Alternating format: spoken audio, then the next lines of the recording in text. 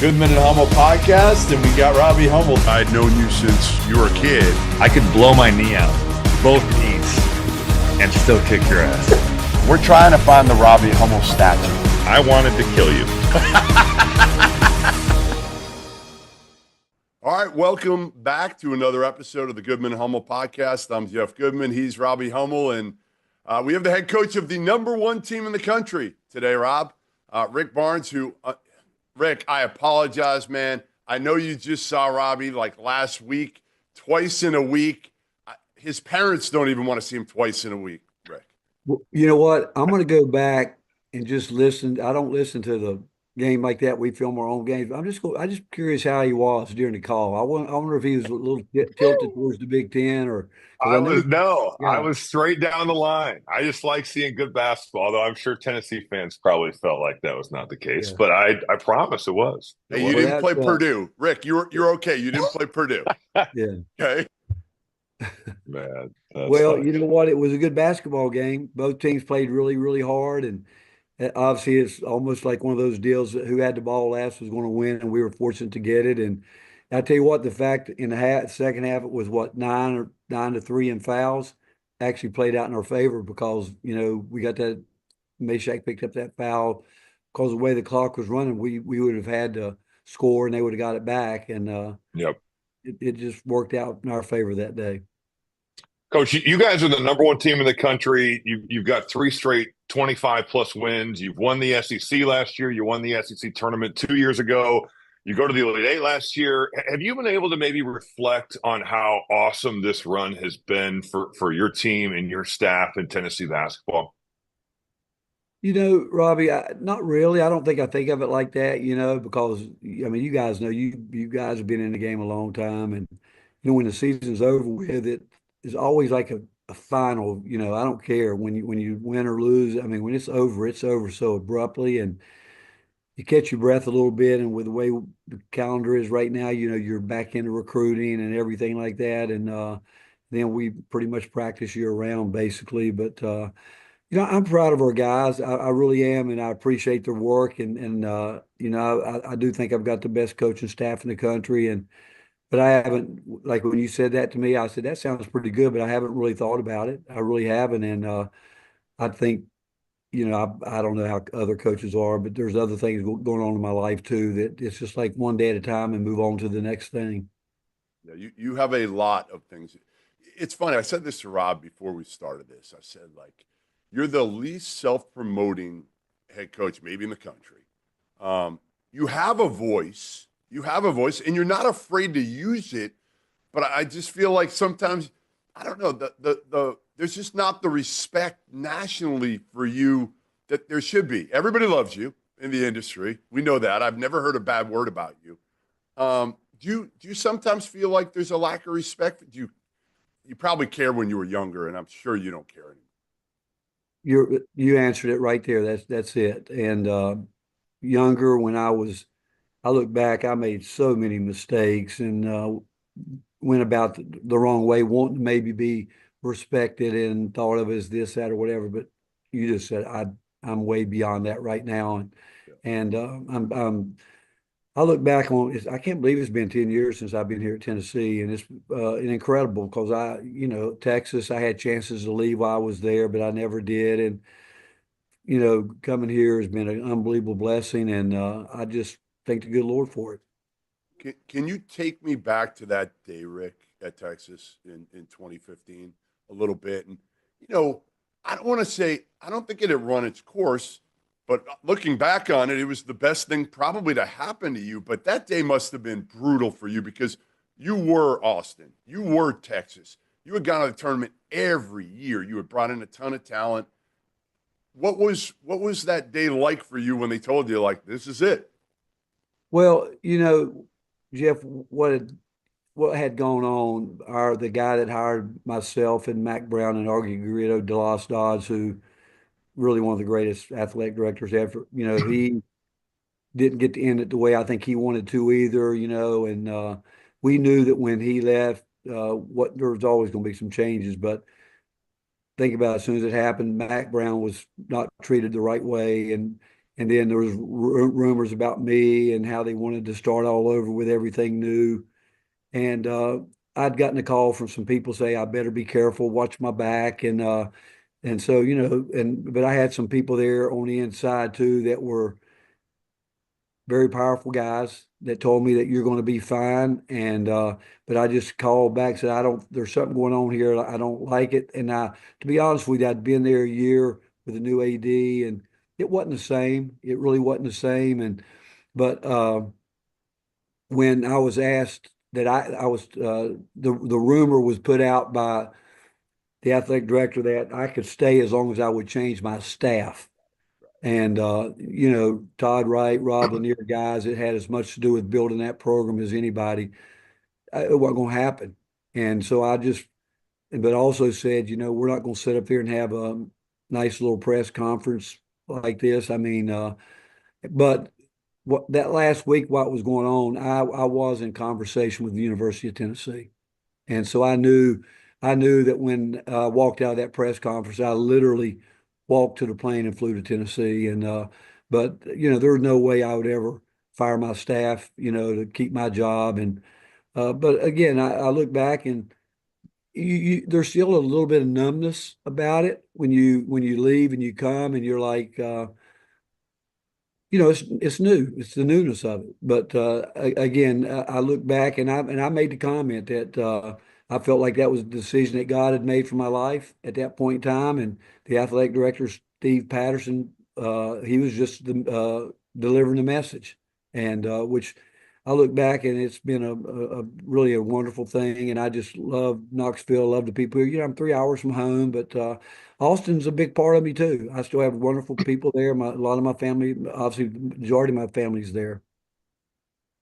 Coach, you coached Kevin Durant for 1 year down there in Austin. I remember seeing him as a sophomore in high school on the AAU circuit and thinking, if this is how the players are, I'm not sure that I'm supposed to be playing these games, because he was, you just didn't see anybody that was 6'11" and could do what he could do.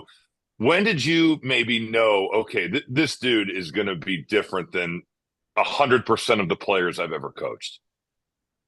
That's a good question too, because Fran Fraschilla called me one day when he was getting ready because his work in the Big 12, and he asked me, he said, "How's your team?" Because we had lost P.J. Tucker, LaMarcus Aldridge, Daniel, all those guys left early, and we literally that spring had 4 scholarship players, and we brought in a good class with Kevin and DJ and Damian James and Justin, a lot of good players, and.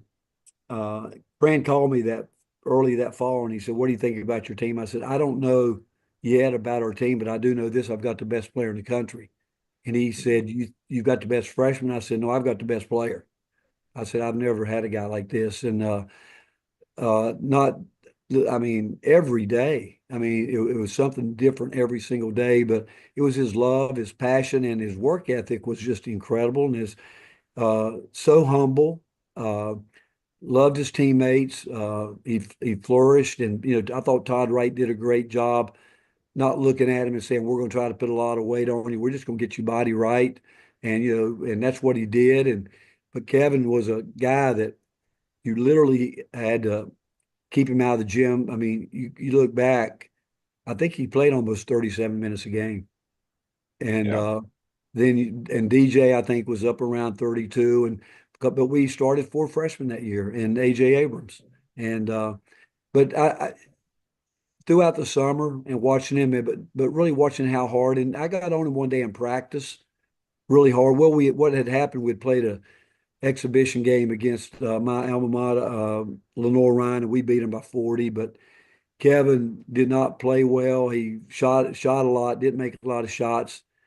But his defense was just awful. And I think his idea at the time was, you get 2, I'll get 3, things like that. But that next day in the film room, and I don't know why he chose to sit beside me in the film room. It was a small film room, but when they come in, they just pick their chairs, but he sat right beside me.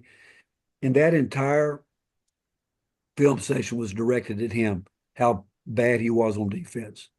And I could tell he was upset. And the more I saw he was upset, the more I started digging. And we went upstairs that day to get ready to practice. And it was the first time that I saw any kind of emotional reaction out of him. And I went over to him and I said, I'm going to remind you of what you told me when we were recruiting. I asked you what you wanted in a coach. You said you wanted a coach to be honest with you, that would coach you hard and not let you off the hook. Did I say anything in that film room that wasn't true? He said, and he looked me right now. He said, no, sir. I said, well, look, I want you to get your attitude right because we're getting ready to practice and we're going to make you better today. And if you don't think you can handle it, you better tell me right now because the whole day is going to be focused on you. And from that day forward, that day, every timeout we would have in practice, during a game, he'd come off the bench at the TV timeouts. He would ask myself or Russ Springman or one of the coaches, how's my defense?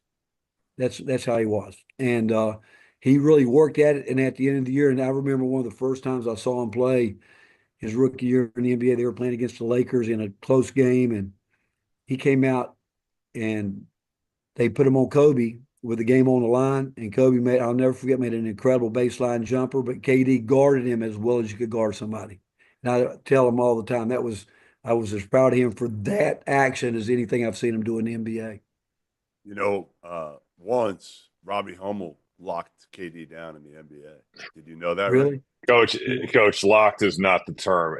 We played one-on-one for the last 2 minutes of the first quarter because Corey Brewer got his third foul. And it was like there were sirens, horns, lights, strobing, like bum, rookie, bad defense. I mean, he hadn't brought the ball up the whole first quarter, and he started bringing the ball up. And we literally played one-on-one in front of 15,000 people at the Target Center. It was horrifying. I wonder who won, Rick. I wonder who won. Well, if I had to bet, I know I'd bet on. I can't tell you how happy I was when Perry Jones subbed in at the end of the first quarter to take Durant out. I was like, "Thank you, God, Coach, please, man. Get me out of here. Please put him in." Rick, what people don't know about you is not only are you the coach of the number one team in the country, you are the number one practical joker in the entire country. I was going to get you. About 10 years ago, I was set. I was talking to your then assistant, Chris Ogden, other guys close to you, Mark Few. I was going to, honestly, at the Peach Jam, me and Few were going to get you. And then all of a sudden, I don't know if it was Augie or somebody close to you said, do not do it. He will go after your wife. He will go after your kids. Nothing is off limits with Barnes if you try to get him in a practical joke. True or false with that one? And then I want your favorite practical joke you've ever done. I heard one that I think you did against your old high school coach. I think you've killed him over the years. Well, it's true. I kind of cross the line sometimes. You know, I'll tell you a funny one. One day when I was at Providence College, Gary Williams and I and PJ Carlesimo and Dave Gavitt and maybe Art Highland. I think John Havlicek was even in that group, and we were playing golf, and we were going to play a couple of different courses that day out on the Cape. And first hole, you know, you can imagine the mist and everything up there and the fog, and we get started. And on the first hole, I go up, and I'm the first one I putt in, and I reach in and get my ball, and they had put a small mouse that had died. And obviously I jumped. And as soon as I jumped, they were up there at the next tee box laughing at me. Well, I took that mouse with me. And at lunch, when we stopped to eat, I ordered a tomato sandwich with lettuce on it and put that mouse in between it. And almost, I'm not going to tell you who, but I almost let him eat it. But did you get Gary? Who'd you get? Oh yeah, well, you know, Coach Gary. I mean, he's one of the all-time great. I mean, with him. But we were in Kuwait. Few would tell you the story. We were in Kuwait with a bunch of coaches. Jay was there. Jay Billis, a bunch of coaches. And the year before, the coaches didn't get to fly first class on the way back, and so they had worked it out where everybody's going to fly first class. But we decided we're going to prank Gary Williams and told him we were going to have to draw for who didn't get the seat. And you know, Gary, he was walking down, and at the very end, he went ballistic. Went out of the room. yelling, screaming, and he went by this general. I mean, just going nuts. And the general looked at him and said, "I'd like to have him in my platoon," but we had to go out and calm him down and bring him back in. But I've had a bunch of them. And Augie, you talk about Augie, The tighty he was, whities, right? Didn't he go to the well, airport in his what tighty he did whities? one day, he kept picking at all the managers and messing with them, and they asked me to get him one day, and so I told him to put a lot of that hot bomb in his sweat, and I told him, I said, "You got to practice today." And so he went and had to, and he came up, and he realized after about 5 minutes that, oh boy, they got me. And I was downstairs watching it all on camera. And Red up. when I saw him get ready to leave to come down to change, I passed him in the weight room. He said, and he went nuts. He said, "I cannot believe you did this to me." And he went in and he did the worst possible thing. He got in the shower. And I told my strength, I told my trainer, go down and check on him. He came back up laughing. He said, "He's literally on the floor. He's on fire." Jeff, I can't believe you wimped out and didn't take him on here. You There's totally still could have gotten time. coached. Wait. It's not over yet. Rick's still coaching. I have an idea. I actually have a great idea for one to get Rick on. I'm not going to divulge it here, but and my daughter's older now, so she's kind of off limits, I think. My wife, I don't know. I'm still scared. Rick, I'm still scared of retribution. Well, you make me feel good today. You got that shirt on Hickory. I played at Hickory High in North Carolina. That's right. Yeah. That's right. Yeah. I actually have that same shirt somebody gave me. They do. Yeah. Mm-hmm. Coach, the last couple of seasons, you've been elite defensively. And the last 2 years, there's been real, I think, progress, at least from a efficiency standpoint on offense. Do you think that this year's team is your best offensive crew? I think they're probably the most versatile group, overall, and in some ways maybe the most skilled, in terms of uh, understanding the game but shooters, when you think about it, I do think we can put guys on the floor, all of them can shoot the ball, and which is a big thing, but I also think handling the ball, passing the ball are so underrated. I like today. I promise you, when I watched film with him from our game the other night, it's just delivering the ball. You can help guys make the game so much easier for me if you can deliver the ball where it needs to. We still got to get better there, but overall, the last couple of years really playing with more like a step out four. Really four guard lineup, and I feel really good when we play Jamal Meshack at the four because defensively he can hold his own with anyone, but just his screening and movement, you were at the game, you saw how they were going to not guard him and hope he'd take 26 shots. And I thought he showed great maturity and terms. But he got in action, Coach. He dribble handoff, screen down, ball screen like that. Yeah, I'm going to tell you a great story. Again, I've learned so much from so many guys in this game. And I had a chance as an assistant coach to coach in the Big Ten with Coach, Katie and all those guys. And then I've spent a year in the SEC. And I'm telling you, back in the day, regardless of what people might have thought about the SEC, there were some guys in this league, Hugh Durham and Don DeVoe and Wimpson. Those guys could coach ball, man. They really could. But getting to know Coach Knight and late and after he had retired, but when he and I got to be buddies, and he called me one day and said, "Before I quit, I'd like to come watch you practice and see what you got there because I want to maybe see what I can do to help Pat get this thing in a better shape before I leave." But one day before that, because we had just once he came into the Big 12, we just got close, and I said, "Coach, what do you do when you have a guy that nobody guards and it's going to mess up your whole offense?" And, he was so smart and so simple. He looked at me, he said, "Well, pretty simple. Just put him on the court where they have to guard him." Mm-hmm. He said, "Just they have to guard him around the basket." Yep.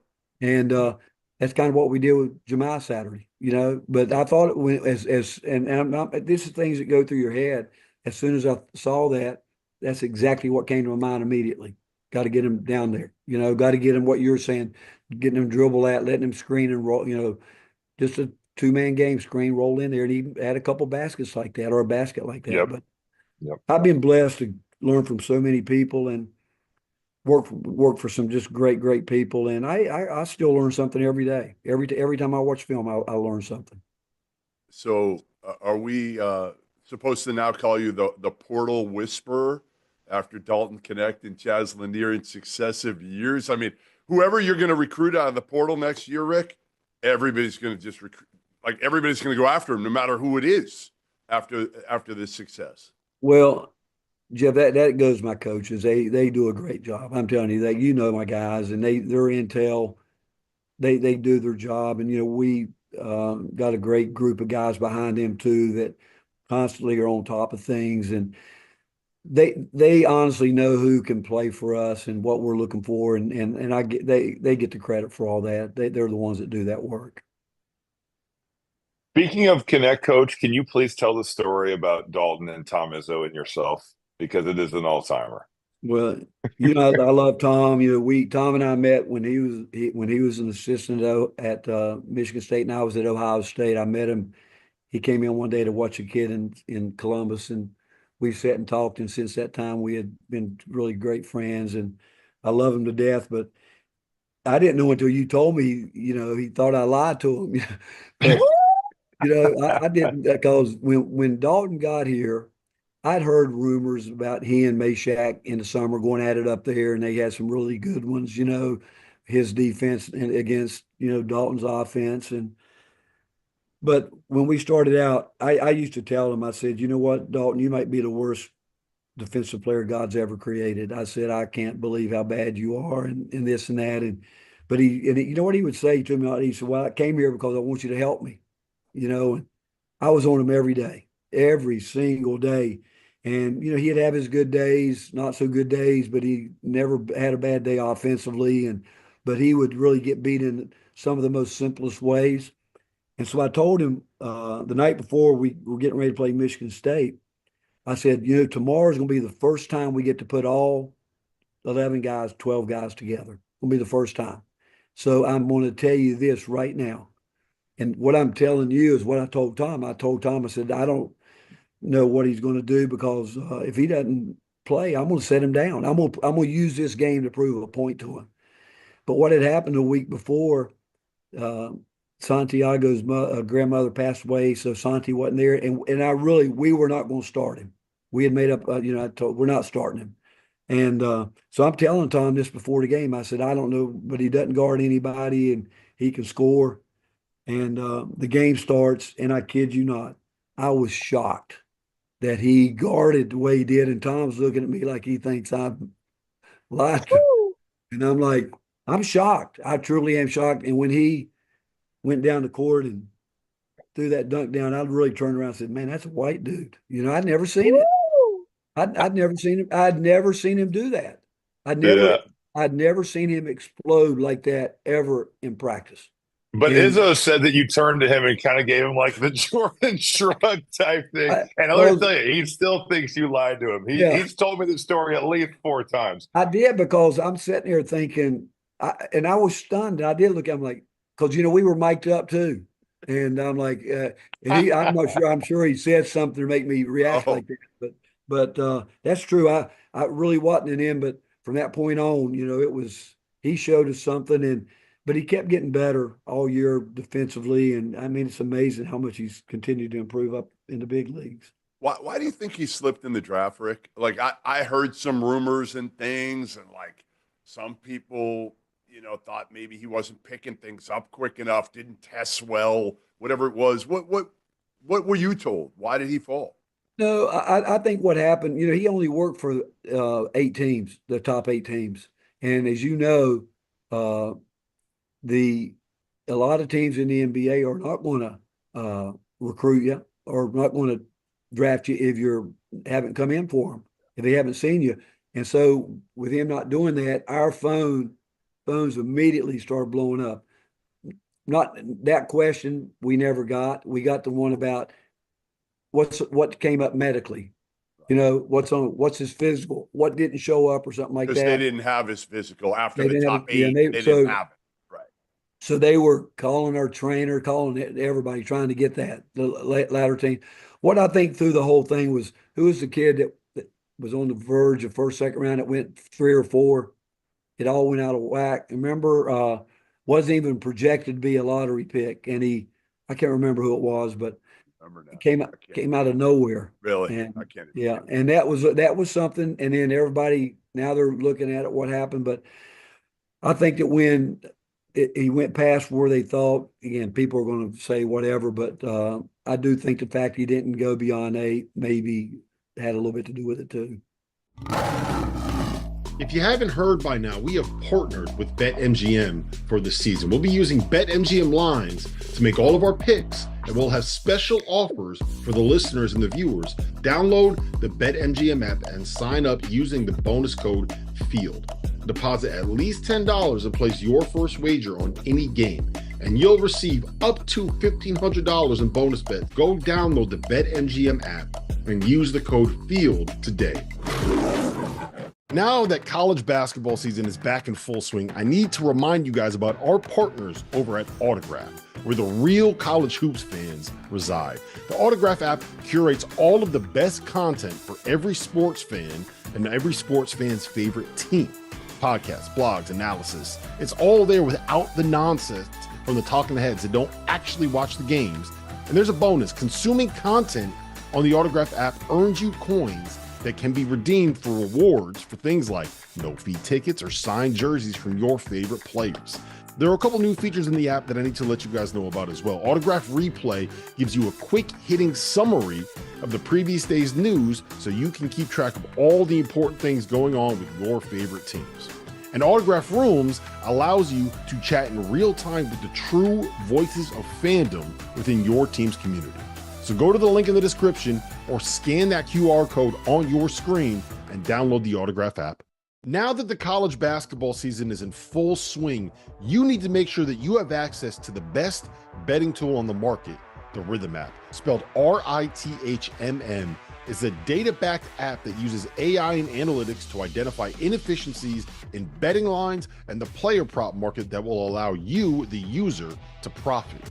You can create customized, analytics-driven betting models tailored to your personal preferences as a bettor. Users have access to up-to-the-second against-the-spread data.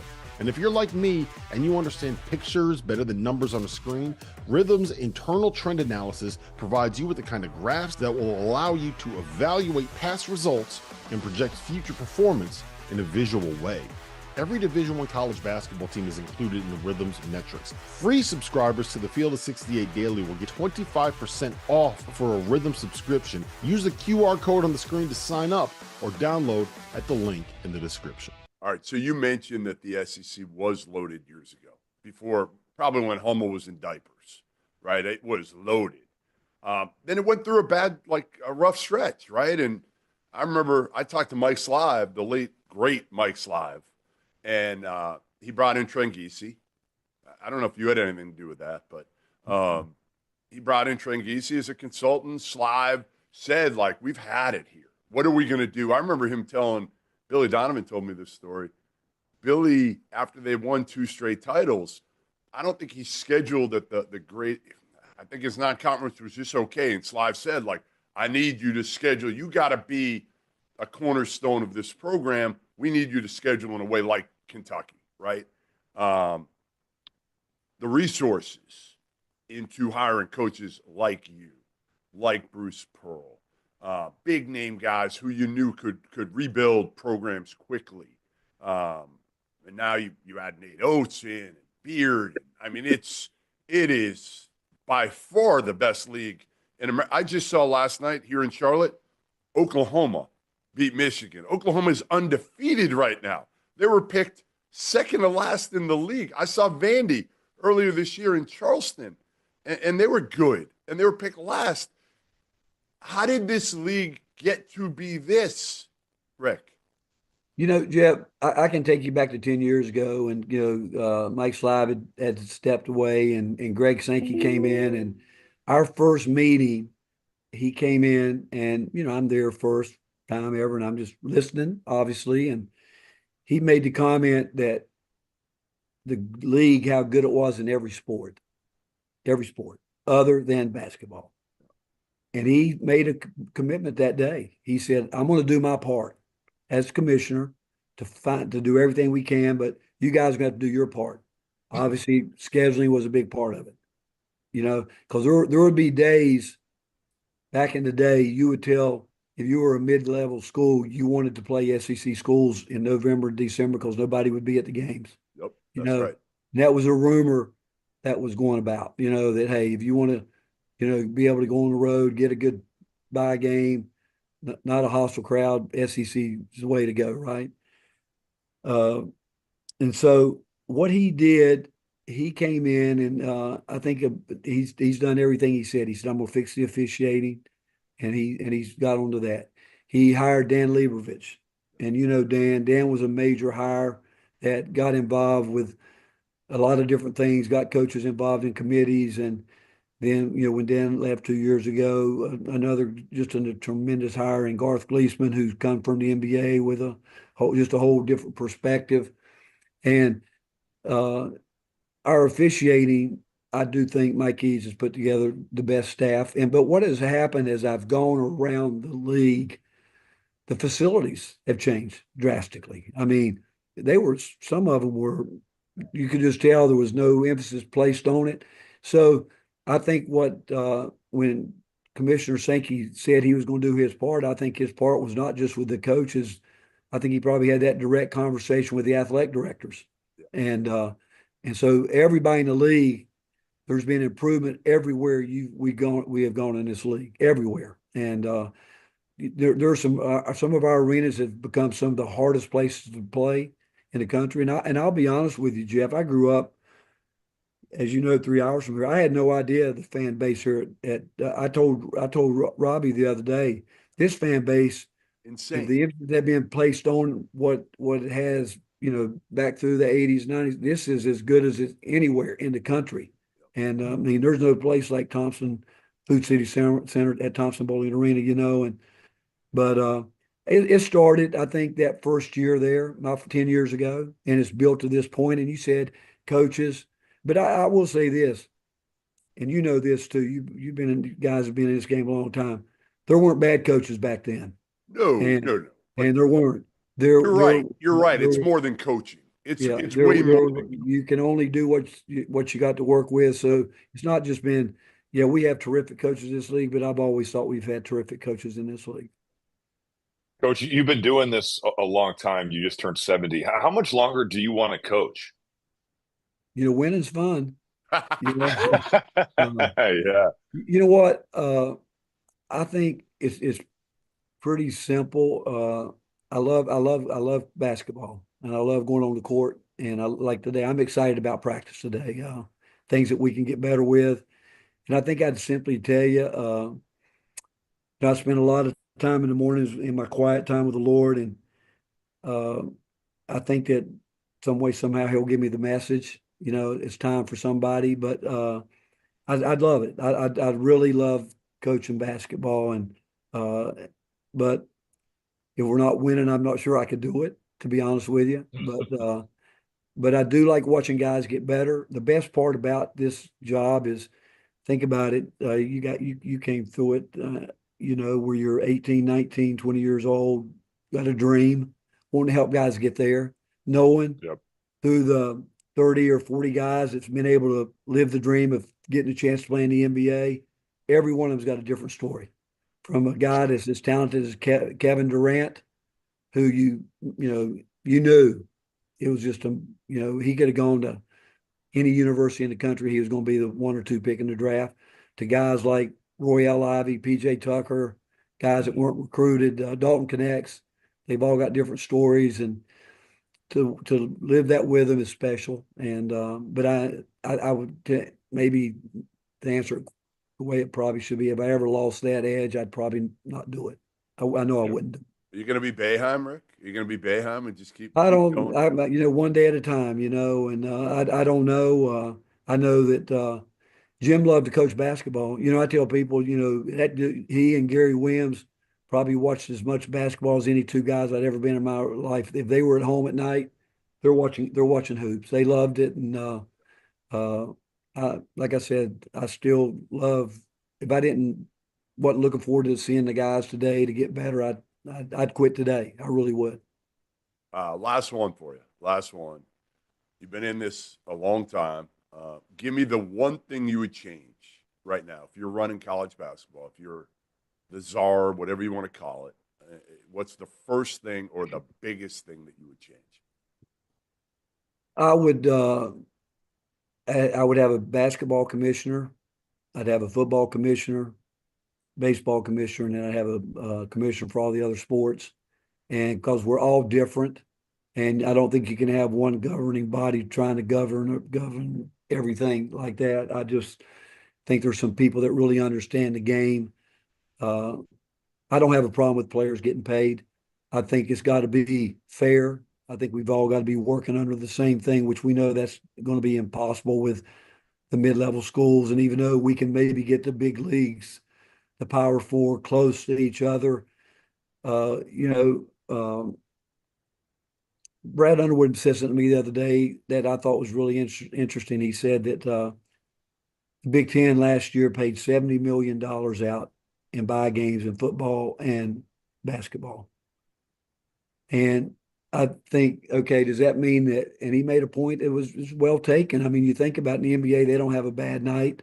You got to be ready to play. NFL, you look at it, every game is a 3, 5, 7 point decided.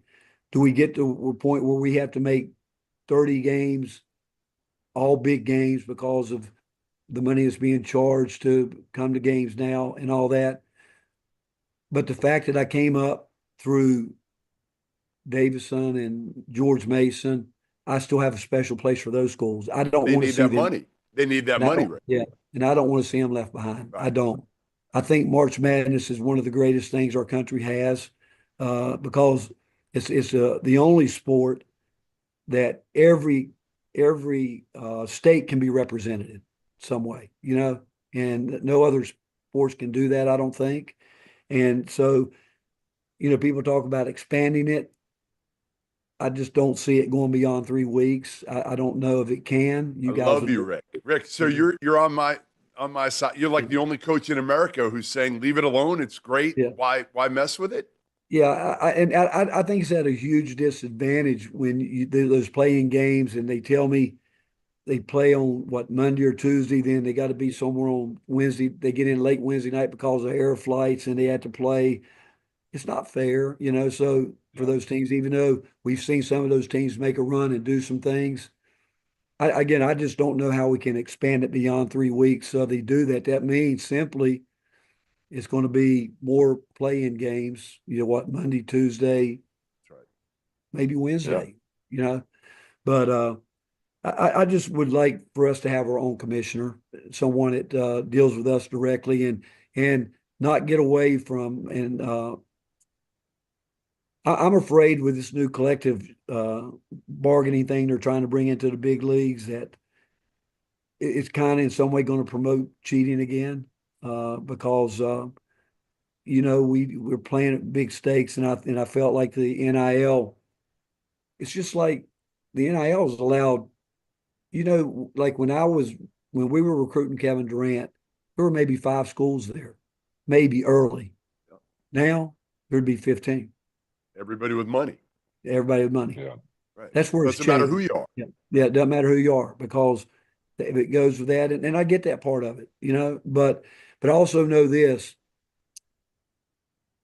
We've got examples here where Dalton Connect and Chaz Lanier took less money to come here because they're playing the long game. So there's different ways. I said there's not any one way, but Recruiting's changed, Rick. Yeah, recruiting. it has. It's not It has. when you were doing it with Kevin. It was relationship. Now let's face it. You knew Dalton Connect for how long before you? Would you talk to him twice? Yeah. And now you the relationship gets you. You still have to develop that relationship as quick as you can, but still, there's going to be one more part of it. that you have to deal with. But I just don't want us to ever lose sight of what we're about in terms of. I still believe the old-fashioned way that we got a chance to impact young people's lives, and you guys know as well as I do that they're all not going to be able to play in the NBA. They're all dreaming it. I'm not going to be the one to tell them he can't do it because I've seen guys do it that maybe you didn't think they could. But I do want them to have a chance to, if they get a chance to go overseas. And Kevin Punter, who played here 10 years ago, is one of the highest paid American players over in Europe. And I'm as proud of him as I am of Kevin Durant. And there's different ways to do it, but I do want them to have a chance to get the most out of it and know that the hardest part about the portal is when guys go to different schools, there's going to be a day when they're going to wish they were connected at a school. What school is that going to be? And I hope that we can figure that. Like Dalton was the first guy that called me after the game at Illinois. I walked off the court. He had called me right after that game, and that makes me feel really good that he feels that connected to us. Well, listen, really, really appreciate it, Rick. Number one team in the country. What I've learned, the one thing I learned in the last 40 or so minutes that we've been doing this is I've changed my tune now. I'm no longer going to go after you with a prank. I now want us to combine forces and get Hummel. All right. Are you with me? Hey, I will get on that with you right now. Absolutely. Done deal. Because I know it's a little bit tilted Saturday. Great. I've got the John Wick of pranks coming after me here. I'm screwed. Yeah. Love it. Rick, thanks, man. Appreciate it. Always good catching up. We could have spent another hour. I got so many more things that maybe we'll do part 2 in the off season. All right. Thanks. Good to see you guys. Thanks. You too.